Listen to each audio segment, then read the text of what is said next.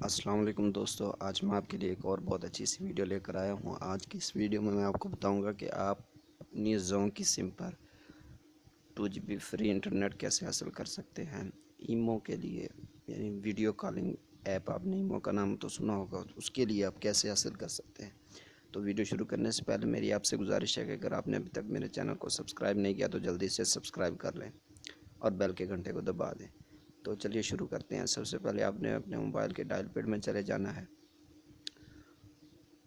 और यहाँ पे आपने एक कोड डायल करना है जो मैं आपको बता देता *466# और ओके कर देना है ज़ोन की सिम से। तो इसी तरह लिखा आएगा। उसके बाद आपको एक SMS मौसूल हो जाएगा। मैं पहले ले चुका हूँ, मैं आपको SMS दिखा देता हूँ।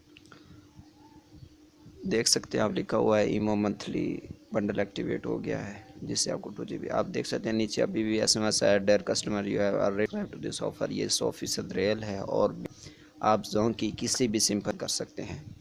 वीडियो पसंद आए तो चैनल को सब्सक्राइब करना मत भूलिएगा। मिलते हैं नेक्स्ट वीडियो में। अल्लाह हाफिज़।